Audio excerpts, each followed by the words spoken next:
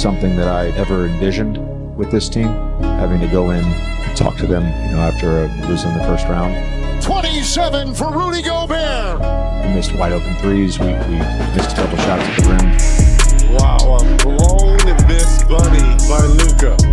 Minnesota is going to win this series and knock out the Lakers 4-1. Shocking here. It was my first NBA Finals appearance, I think, in 2007. Every season that I did not make it to the finals or did not win a championship has been a disappointment.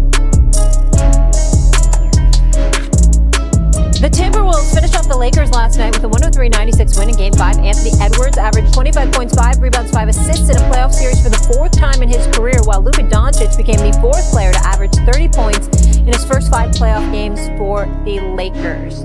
Perk, tell me this. After this series, yes. I was going to say, I just want to show, before you ask Perk a question, I just want to say for the record, LeBron looked incredibly disappointed. Did you see him? He looked incredibly disappointed. He really did. Don't be a troll. He just looked disappointed. I'm just saying. He looked disappointed. Not. Let's go. Are you done? He didn't look that Get this over with. Are you done? Look, it's like, let's go. Let's go on vacation. You know what I'm saying? We didn't do it. Hey, Perk, just ignore him. I'm talking. I don't know if he's wrong though in that, Perk. I don't know. If you see the way they defend it, I might be tired too. Molly, Can I start the debate? Tell me. Yeah, go ahead. All I want to know is how much time do I got since we got a stopwatch on the baby show? Let me know how much time. Oh my goodness. I was actually looking at the watch and stuff like that. I was like, did you know the watch is pretty fly? But I would like Perk to give me a watch, you know what I'm saying? He's doing just fine enough with all his watches. It'd be nice for Perk to buy me a watch. His watch is doing just fine. Every time he take it out, I get blinded. All right, Stephen A., you're the last person on this set that needs handouts. Can we get focused now as a group? Okay, Perk, tell me this. Good treat. After this series, are you higher on Ant or down on Luka? Oh, I was high on Ant when I was on First Take Monday morning, and I told you he's a better basketball player than Luka, all-around basketball player than Luka, and that he will win a championship before Luka. I'm more down on Luka because I don't know if he's going to get better at the things he needs to get better at. I don't know if he's going to make the necessary sacrifices that he needs to make in the offseason for us getting into shape, conditioning, cutting out some of the bad habits right outside of the lines. That is my concern when it comes to Luka. Look, Luka is a walking bucket. We all get that. But defensively, what he displayed and what he's displayed since he's gotten to the NBA, it is horrible and it is embarrassing. And when you look around the league and you look at all the young superstars at the wing position, Cade Cunningham, John Morant, SGA, Anthony Edwards, Jason Tatum, Jaylen Brown, they all compete and play both ends of the floor. Luka is the only one that doesn't. I'm always going to tell you that I love players who try to lock you up and light you up at the same time, Herb. Like, that's just how I'm built, who I am. And I'm not an extremist. I'm not that type of person. But I do feel passionate about this. And maybe the only other player, because at least Steph tried at times in his prime, was probably James Harden a little bit, but also the entire offense ran through him, similar to Luka. I've never felt so excited about a player offensively and then so disgusted what you see defensively.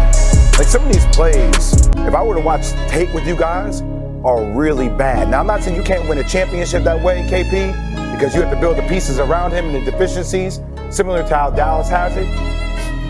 But I ain't betting on that. I'm betting on the player that, especially when you give somebody the bag, they have to lead you on both sides of it. And that's who Anthony Edwards is to me. So I'm higher on Anthony than I am on Luka. Well, let me say this couple of things. I think you strike me as a model. I don't view you as a model. That's what I'm saying. One side or the other is going to be you, as opposed to, you in the middle right there. I just want to throw that out, all right? Having said all of that, I'm more down on Luka, but not Luka the person. Luka's game on the defensive side of the ball. Luka's need to ball hog because he ain't trying to move but so much without the ball. See, Steph could come up the court and give it to somebody and run all over the place. Not to say that LeBron James is interested in doing that, but LeBron James resembled a wideout for a third of the season because once Luka arrived, hell, you know, you can put him in the post, you can put him on the wing, you can push the ball up the court, whatever, and he'll do whatever he needed to do. Luka is phenomenal as he is. It's relatively one-dimensional. He's got the ball in his hands. That's when he's effective. When it's not in his hands, he's not going to do so much because he's not going to have a lot of movement without the basketball. He's not going to wear you down, and he's certainly not going to hurt you defensively. And when you look at the fact that he is now a Los Angeles Laker, and he is the heir apparent to LeBron James in Los Angeles for the foreseeable future, obviously there's a question mark in that regard because of the liability he is on one side of the ball, plus his need to have the ball in his hands. And then we have to take into consideration, again, Nico, and how Nico looks today. Yeah, that's where I want to go right now, and I'm coming to you with that, Perk. Nico Harrison clearly ripped apart for trading away Luka. How do you view him now? I viewed him when he made the trade. I said that I gave the slight edge to the Dallas Mavericks when Nico made the trade, because if they were healthy right now, we would be having a different conversation about the Dallas Mavericks. That's number one. Number two, he's right. Defense does win championships. And I think what showed Nico was what Luka displayed in the NBA Finals, right? The way that the Boston Celtics exposed him. And then you got to think about, think about Nico history, right? Who he's been around, who he was attached to, right? It's a reason that this trade happened and nobody knew about it. Who was Kobe Bryant's agent, Jay Will, Stephen A? Rob Pelinka. Okay. Who was Kobe Bryant's Nike rep? Nico. And one of his best friends. So he's been around a guy that has a killer mentality and know what it looks like, right? And so when he see Luka and he see his habits, and now we hear the reports about Luka gained weight while he was sidelined with the Dallas Mavericks because of an injury, and that was the breaking point for Nico. We get it now.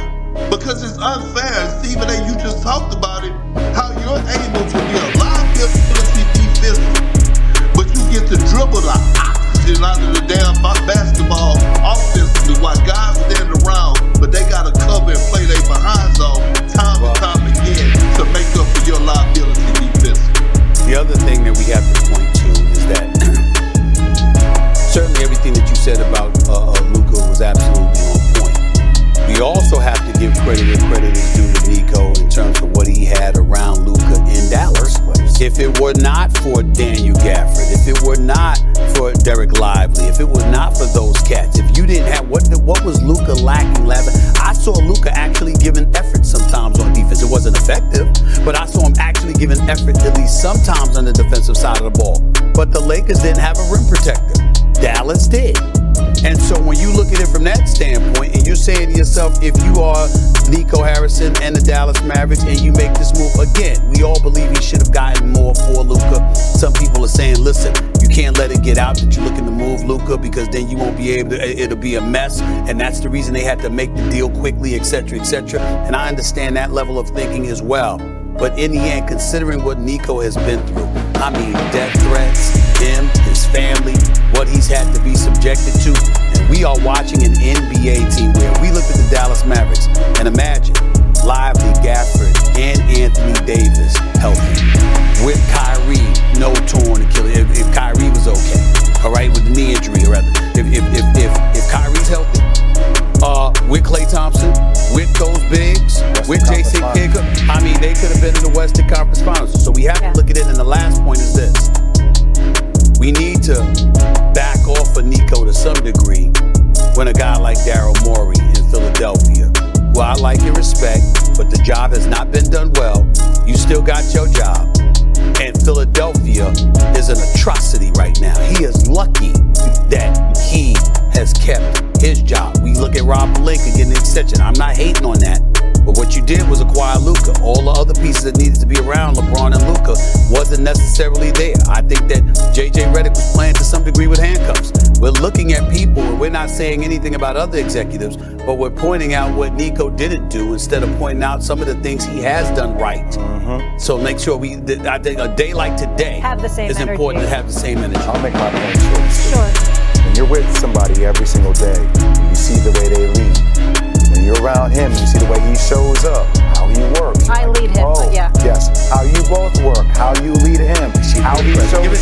Give it to her. At the end of the day, you're like, oh, I know you're accountable. I know what standard you have. That's all I'm gonna say. Like, I don't think Nico makes that decision if he doesn't have the data to support that Absolutely. decision. And it's just a reminder You are of the word moderate. fan. That's what you're gonna say. Stands Maybe for you are moderate. Don't sleep fanatic. Maybe you should have been. You should have been a bit more forceful than you was. Jay, you want to fill in for me? Speak that loud. Okay. Hey, look, I keep him guessing, KP. I keep him guessing. Wow. Yo, Perk, I'll be out there, man. If I be out there, I need you to treat me to dinner. So just Why are you asking for handouts, man? What's going on? I just said I have to go to break. That's how you keep somebody. That's how you keep somebody. It's Perk's turn to treat, and he's gonna treat me. Okay. It's his turn to treat All right, me. Stephen A. is looking for a treat, so if you could help him out with that. Coming up, we got a lot more on the... What's your favorite team? Comment below, and if you like the video, please leave a like. This really helps the channel grow and brings you even more content. Oh, and if you're not subscribed yet, what are you waiting for? Click the subscribe button and activate the bell to receive all notifications. With each game, we notice that the NBA is getting more competitive